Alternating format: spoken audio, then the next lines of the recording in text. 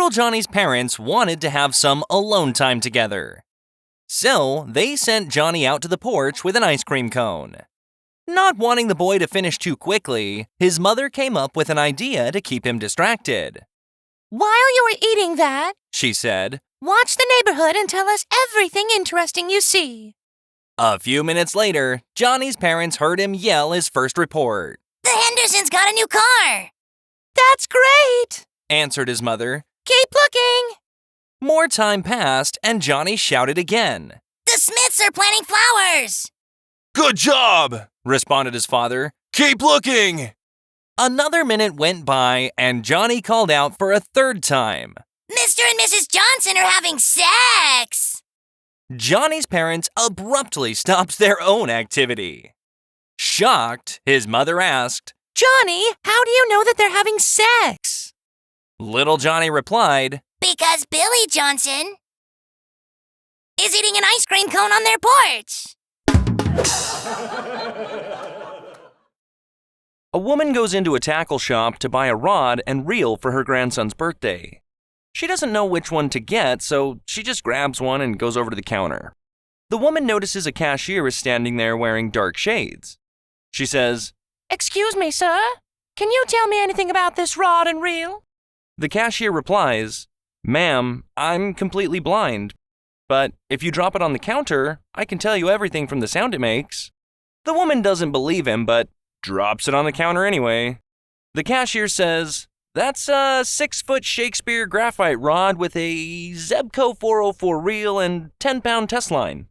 It's a good all-around combination, and it's on sale this week for only $20. The woman is astonished and says, "It's amazing that you can tell all that just by the sound of it dropping on the counter. I'll take it." As she opens her purse, her credit card drops on the floor. "Oh, that sounds like a MasterCard," the cashier says. As the woman bends down to pick up her card, she accidentally farts. At first, she is really embarrassed, but then realizes there's no way the blind clerk could tell it was she who farted. The cashier rings up the sale and says, "That'll be $34.50, please." The woman is totally confused by this and asks, "Didn't you tell me the rod and reel were on sale for $20? How did you get to $34.50? The cashier replied, "Yeah, the rod and reel are $20. But the duck call is $11 and the bear repellent is $3.50. A man comes home late after drinking all night. His upset wife greets him at the front door. She says, "You're drunk again. I've had it with you." The man, slurring, says to her, "I'm not drunk." The frustrated wife responds, "I can smell the liquor on your breath. You are drunk." The husband, once again refusing to back down, says, "I'm not drunk, I tell you." The wife then points at their grandfather clock and says, "Then can you tell the time?" The husband looks over intensely at the clock and says, "Of course I can." The wife replies, "Well, go on." "Okay," says the husband as he stumbles over to the clock. "Watch me." He then waves a finger at the clock and slurs, "I'm not drunk." Two storks are sitting in a nest, a father stork and a baby stork. The baby stork is crying, and the father stork is trying to calm him down. "Don't worry, son. Your mother will be back soon. She's bringing people babies and making them happy." The next day, it's the father's turn to deliver the babies. As the mother and son are sitting in the nest, the baby stork starts to cry again. The mother stork comforts him by saying, "Son, your father will be back soon, but now he's bringing joy to new mommies and daddies." A few days later, the baby stork's parents are desperate. Their son is missing and has been absent from the nest all day. Shortly before dusk, the baby stork returns, and the parents ask him where he's been. The baby stork says, "Nowhere. Just scaring the hell out of college students." Two vampire bats wake up in the middle of the night, thirsty for blood.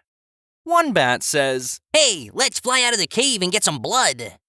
"We're new here, says the second bat. It's dark out and we don't know where to look. We'd better wait until the other bats can go with us.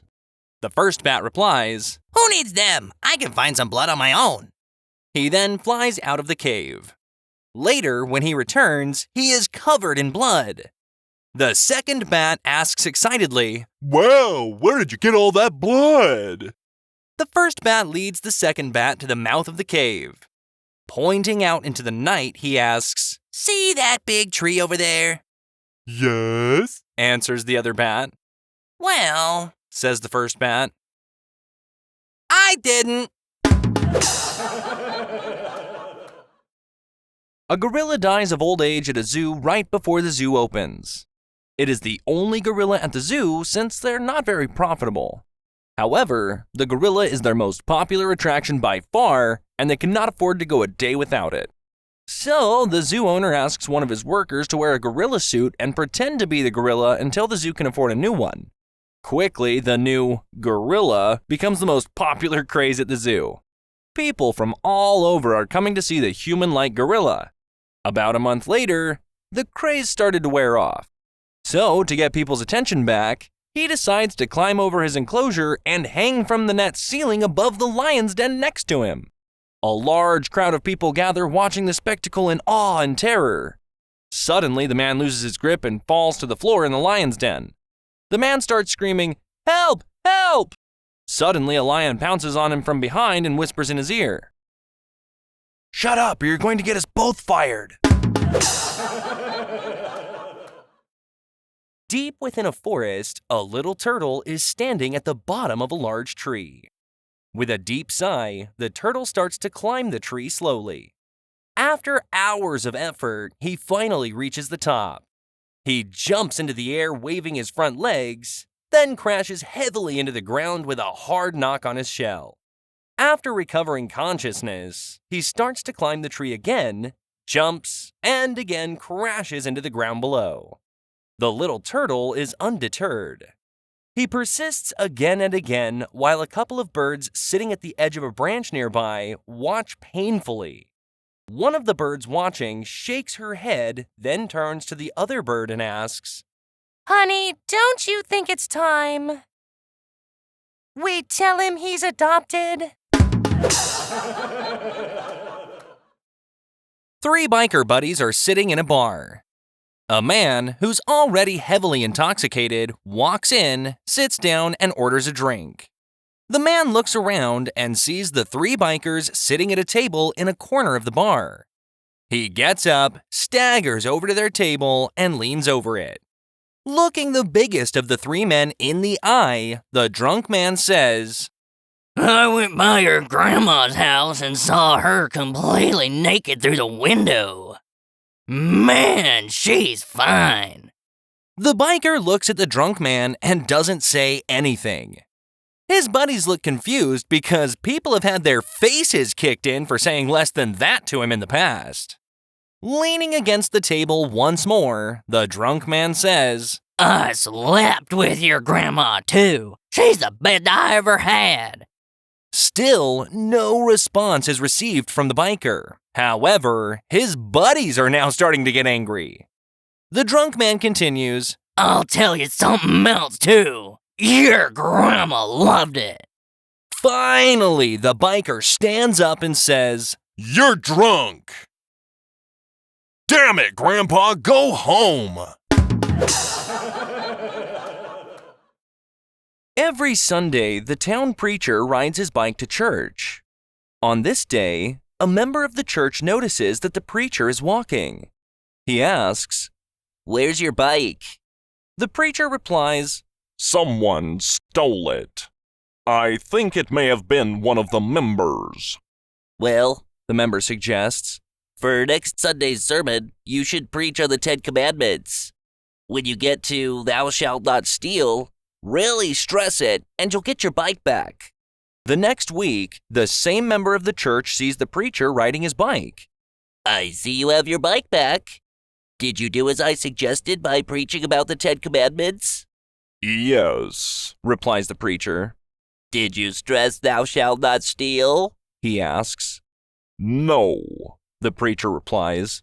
When I got to "Thou shalt not commit adultery," I remembered where I left it. Little Johnny is pulling his old beat-up red wagon down the sidewalk. A local preacher is walking along the same path, just a few feet behind him. As they are walking, one of the four wheels on the wagon falls off. Johnny stomps his feet and yells, Damn! The preacher sees this as a great opportunity for a learning lesson. He says, Johnny, as we go through life, things happen to us. Sometimes things are good, and sometimes things are bad. But the good news is that the good Lord is with us at all times. And for that reason, we should say, praise the Lord when good or bad things happen. Do you understand?